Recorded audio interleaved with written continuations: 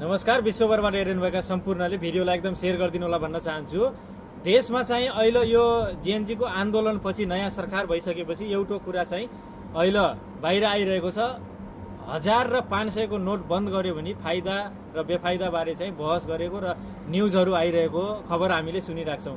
अब मैले त्यो भन्नु पर्दाखेरि चाहिँ मलाई के लाग्छ भने चाहिँ आफ्नो विचार म व्यक्त गर्न चाहन्छु। मन परेपछि भिडियोलाई तपाईँले सेयर गर्न सक्नुहुन्छ। यो देशमा अहिले परिस्थिति हेर्दा र नेताहरूको घरमा भगारी भरिभरि पैसा देख्दाखेरि, त्यो पैसा जलेको देख्दाखेरि मलाई के लागिरहेको छ भनेपछि यो देशमा यस्ता नेताहरूका घरमा, आसेपासेहरूका घरमा घर घरमा अरबौं रुपियाँ राखिएको छ जस्तो मैले अनुमान लगाउँछु। त्यसमा अहिले तत्कालै यो सरकारले 1000 र 500 को नोट बन्द गर्यो भने चाहिँ, त्यसलाई चाहिँ ब्यान गरियो भनेपछि चाहिँ त्यो पैसा कागजको भरमा जान्छ र अब आउने 6 महिनामा चुनाव छ। तिनीहरूले खर्च गर्ने भनेकै त्यही पैसा हो। त्यो पैसा खर्च गर्यो भने चाहिँ यो देशलाई उनले फेरि यो चुनावमा उनीहरू जित्न सक्छन् कि जनतालाई प्रलोभन लगाएर उनलाई चाहिँ पेट्रोल भरेर मासु दिएर पैसा पेलेर चाहिँ त्यस्तो सम्भावना चाहिँ धेरै देखिरहेको छु मैले।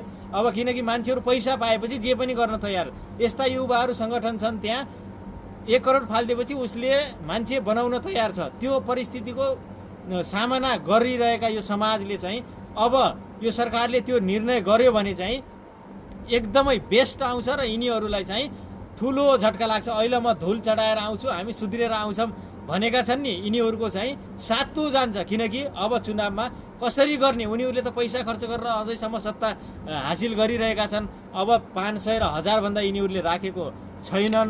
100 को मात्र यो देशमा लागू गरौँ र भ्रष्टाचार र यिनीहरूलाई चाहिँ धुल चटाएर आउँछु भन्नेहरूलाई चाहिँ सातो खाउँ भन्न चाहन्छु म।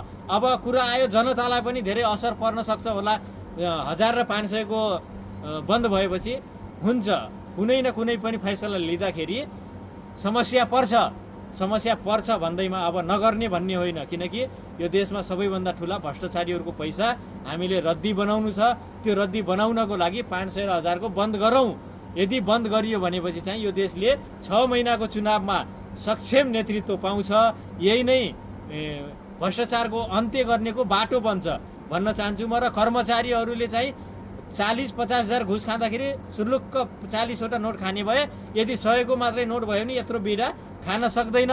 र सरकारीहरू जति पनि कार्यालयहरूमा कर्मचारी छन् उनीहरूलाई यो कोट र लगाउने चाहिँ बन्द गरौँ, ब्यान गरौँ। अब यस्ता ड्रेसहरू दिउँ जसमा गोजी छैनन्।